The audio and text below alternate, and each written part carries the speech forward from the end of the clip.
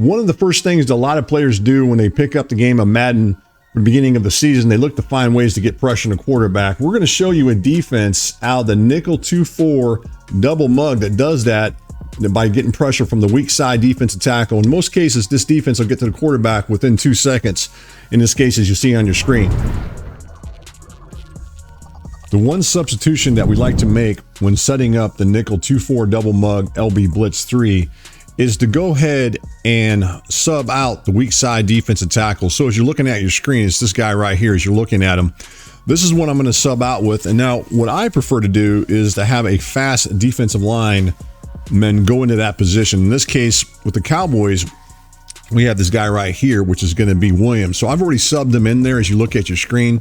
So you can see he's lined up here. And the reason for that, I believe his speed is like 89. So the faster the defensive lineman that you can put at the weak side defensive tackle position, the better off you are as far as getting pressure on the quarterback with this setup.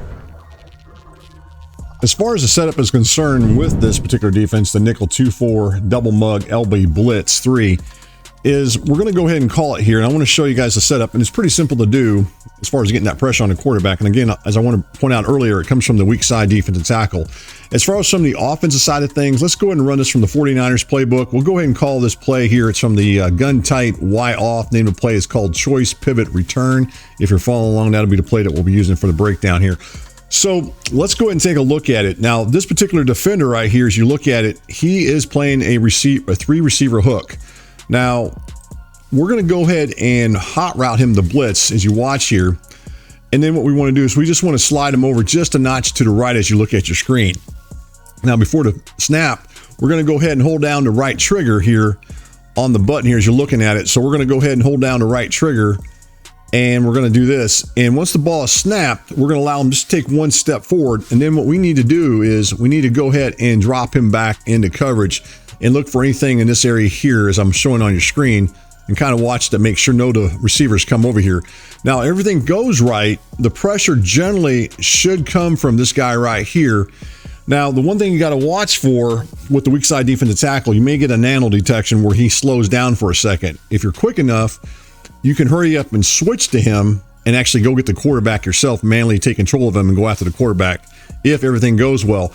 If he gets blocked, and there's a chance he might, if he does, then this guy right here, which in our case with the Cowboys, it's Parsons, he'll be the one that gets the pressure on the quarterback. So someone should get in and get some pressure on the quarterback. Let's go ahead and run and take a look at it, and we'll see how things work out for us here. So right there, you can see right there, we got the pressure on the quarterback. Now, I didn't switch to him as fast as I wanted to, but he still got in pretty quick.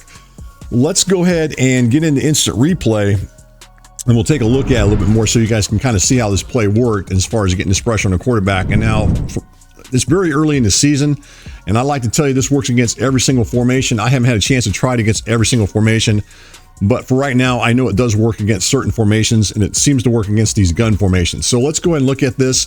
Again, the guy that we're looking to get pressure is right here.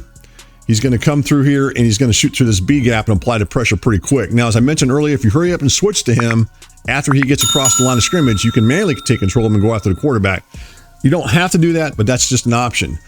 And then again, this guy right here, the one that we went ahead and blitzed, if you remember right, we went ahead and hot routed him to blitz. Obviously, we're not going to blitz him. We're just going to fake blitz, and then we're going to drop back into coverage and look to take away anything in this area here. So let's go ahead and watch this as we go. And you'll see that we get the pressure on the quarterback right there. So right there, you can see we're getting pressure on the quarterback. Now I'm trying to switch. I just didn't switch fast enough, but you can see right there, we do get that pressure on the quarterback. So this one's a pretty simple setup that's going to allow you to get some pressure. Plus, for the most part, as I'm looking at this, the only open receiver possibly our opponent could have thrown to as we go through this might have been this receiver over here. He might have been able to throw it over here if he was fast enough, maybe out here to the running back, but there really wouldn't have been much yardage being picked up there.